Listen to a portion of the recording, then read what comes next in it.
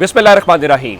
लाखों करोड़ों दुरूदो सलाम मोहम्मद मुस्तफ़ा सल्लल्लाहु अलैहि वसल्लम और आले मोहम्मद पर। मैं हूँ मरदराज गोंदल। बड़ी खबर है, कल आपने देखा कि जो इलेक्शन ट्राइब्यूनल्स वाला मामला है उसके ऊपर जब न्याजुल्लाह न्याजी साहब ने इतराज़ किया कि हमें भी इतराज़ है और जो डेला जेल में इमरान खान है उसको भी इतराज़ है, तो काजी साहब ने उसके ऊपर अच्छा खासा गुस्सा किया और फिर उन्होंने सलमान अकरम राजा साहब को बुलाया और उनका नहीं बाय लॉर्ड मुझे आप पे इतराज़ नहीं है। तो सवाल सिर्फ ये था कि तहरीक इंसाफ उनके ऊपर तनकीद तो करती है, लेकिन आप उस मामले के ऊपर फिर एतराज़ क्यों नहीं करते। और फवाद चौधरी जो है वो शुक्रिया अदा कर रहे थे न्याजुल्लाह न्याजी का कि आपने अदम एतमाद किया है। अब चूंकि मसला ये है कि पाकिस्तान तहरीक इंसाफ के अंदर प्रॉब्लम इस वक्त ये है कि वो तनकीद तो करते हैं लेकिन तहरीक इंसाफ को वहाँ से रिलीफ नहीं मिलता। मैं आपको मिसाल ये देना चाहता हूँ कि कल जस्टिस काजी फायज़ ईसा साहब ने इलेक्शन कमीशन के ट्राइब्यूनल्स को डी नोटिफाई मुअत्तल कर दिया, लाहौर हाई कोर्ट के कर दिया। आज NA-73 जो नून लीग की रहनुमा नौशीन इफ्तिखार है उनके हवाले से केस था। जस्टिस सुल्तान तनवीर साहब के मुताबिक उनका हम सुप्रीम कोर्ट के अहकामात के बाद मजीद कार्रवाई नहीं कर सकते क्योंकि तहरीरी फैसला आएगा तो पता चलेगा कि उन्होंने तमाम ट्राइब्यूनल्स मुअत्तल किए हैं, सब कुछ है। जिसके बाद उन्होंने कार्रवाई अगस्त तक मुलतवी कर दी।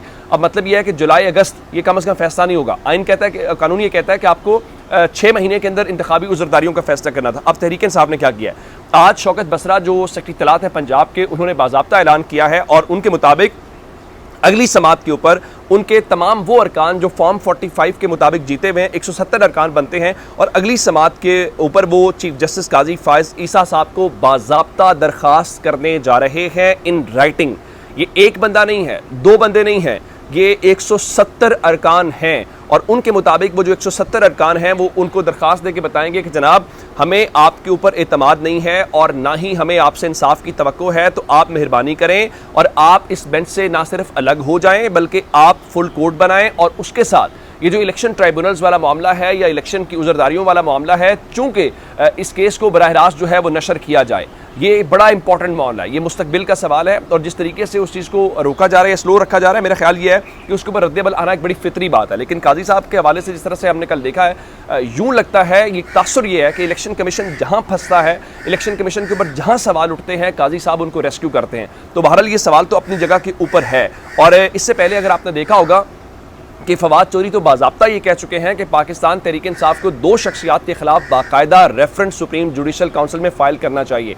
उसमें एक काजी फायज़ ईसा साहब हैं और दूसरी शख्सियत जो है वो चीफ इलेक्शन कमिश्नर है। अब अगर आप काजी फायज़ ईसा के ऊपर बातों की हद तक अदम एतमाद करेंगे तो फिर आपके ऊपर सवालात उठेंगे, लोग कहेंगे कि आपने क्या किया है या सिर्फ आप बातें करते हैं। दूसरा, आप अगर अमली तौर पर ये नहीं करेंगे तो फिर बातें होंगी और अगर ये तहरीक इंसाफ करती है तो ये उनके ऊपर दबाव आएगा। देखें, ये सवाबदीद होती है जज साहब की। आमतौर पे होता यह है कि जब आप उनके ऊपर एतराज़ करते हैं तो जजेस अलग हो जाते हैं। जिस तरह आपने देखा कि फ़ौजी अदालतों का केस था तो मंसूर अली शाह साहब के ऊपर चूँकि जस्टिस जवाद ख्वाजा वाला मामला था कि उनकी जवाद ख्वाजा साहब के साथ जो रिश्तेदारी है उसको बुनियाद बना के उन्होंने इतराज़ किया, तो उसकी बुनियाद के ऊपर जस्टिस मंसूर अली शाह साहब जो हैं वो बेंच से अलग हो गए थे। उन्होंने किसी को डराया नहीं था, किसी को धमकाया नहीं था, बात उसी तरह से करके उनका ठीक है। दूसरा तरीका ये होता है कि बेंच या जज साहब जो हैं उस दरखास्त को मुस्तरद कर देते हैं। वो कहते हैं नहीं जनाब ये आपका कोई वैलिड ग्राउंड नहीं है जिसकी बुनियाद के ऊपर आप कर रहे हैं, और उसकी वजह होती है कोर्ट कहती है इस तरह तो आप हर पार्टी को इंटरटेन करेंगे, अगर वैलिड वो नहीं है तो फिर तो अब मुझे ये लगेगा कि मेरे खिलाफ फैसला होने वाला है तो मैं अदम एतमाद करूंगा और मैं उसको लटकाता रहूँगा।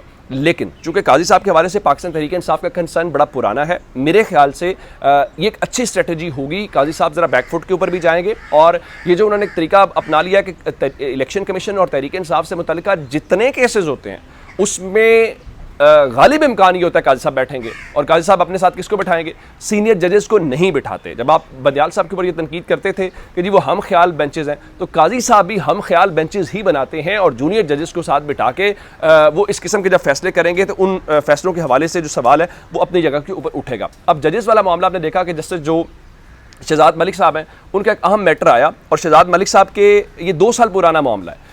फिर अचानक वो दरख्वास्त वापस उन्होंने दरख्वास्त दी अदालत को और कहा कि जनाब मैं तफ्तीश से मुतमईन हूँ।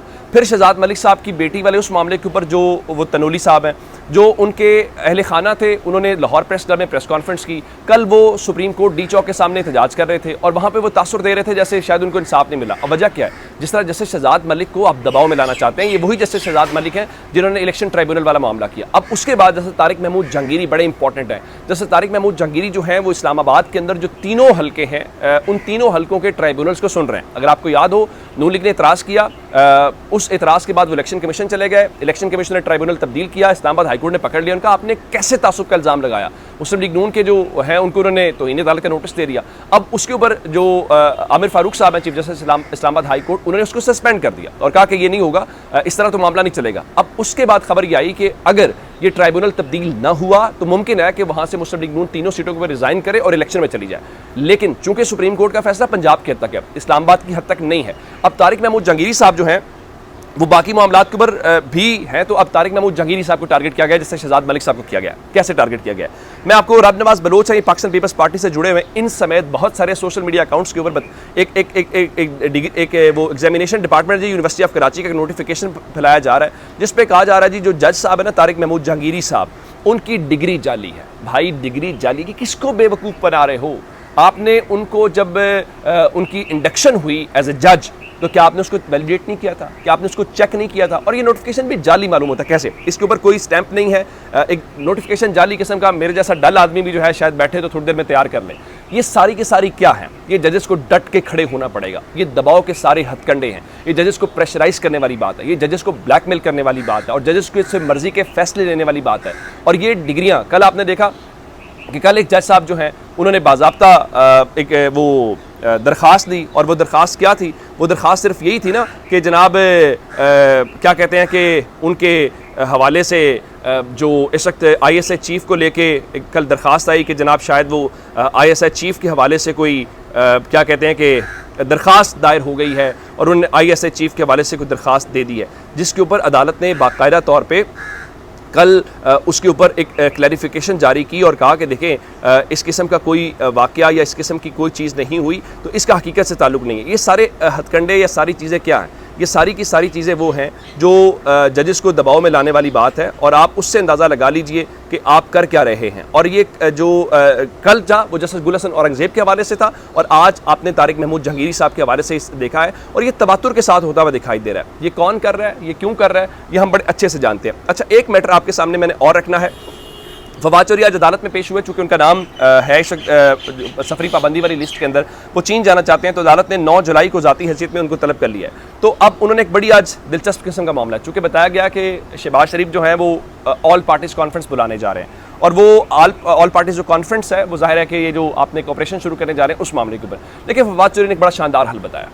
अगर आपने स्टेक होल्डर्स के बगैर कुछ करना है उसका कोई फ़ायदा नहीं है, और आप माने ना माने, इत्तेफाक करें इख्तलाफ करें, इमरान खान पाकिस्तान की पॉलिटिकल रियलिटी है, सिंगल लार्जेस्ट पार्टी जो सबसे ज़्यादा सीटें लेके आई। अब फवाद चौधरी ने क्या हल बताया? सादा साल उनका, देखें आपने कॉन्फ्रेंस बुलानी है, कुल जमाती कॉन्फ्रेंस बुलानी है, खोल लें अडयाला जेल का दरवाज़ा, लेके आए इमरान खान को, बिठाएं, बात करें, मसले का हल निकले। और मेरे ख्याल से इस जिस बंद गली में आप सब लोग खड़े हैं उसका एक ही हल है। और इस सारे मामले के अंदर अगर आप ये कहेंगे कि इमरान खान के बगैर या PTI के बगैर जो है वो आप करेंगे क्या कहते हैं कि वो करेंगे, तो उसका फ़ायदा नहीं है। अब ऑल पार्टीज़ कॉन्फ्रेंस के अंदर जो है वो पाकिस्तान तहरीक इंसाफ जाएगी ज़रूर, मैं आपको ये खबर भी दे देता हूँ।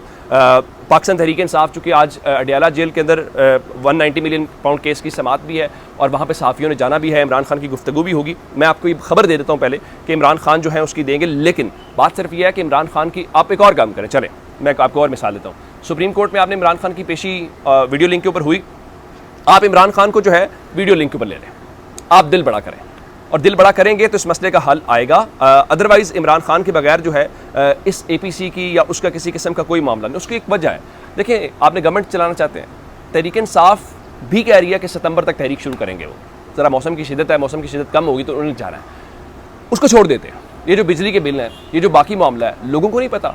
मैं कह रहा हूँ कि पाकिस्तान उस नहज के ऊपर पहुँच गया है जहाँ पर लोगों को किसी लीडर के कॉल की ज़रूरत नहीं है। यानी उनको इस चीज़ की ज़रूरत नहीं है कि जमात इस्लामी तहरीक की कॉल दे रही है, इमरान खान कॉल दे रहे हैं, उनको कोई फ़र्क नहीं पड़ता। उनके लिए मैटर इस वक्त ये है कि उनको जो प्रॉब्लम है वो महंगाई है, और जब वो बाहर निकलेंगे तो फिर बहुत कुछ है। अच्छा, एक और मामला अली अमीन गंडापुर के I-9 में जो मुकदमा है उस हवाले से क्या कहते हैं कि उनके वारंट गिरफ्तारी जारी कर दिए गए, उन्होंने अदालत के सामने सरेंडर कर दिया और कहा है कि उनके जो वारंट गिरफ्तारी हैं वो मनसूख किए जाएँ। तो अदालत ने फिलहाल उसकी जो समात है वो मुलतवी कर दी। अब तक के अपडेट्स थे, अपना बहुत सारा ख्याल रखिएगा। खुदा हाफिज़।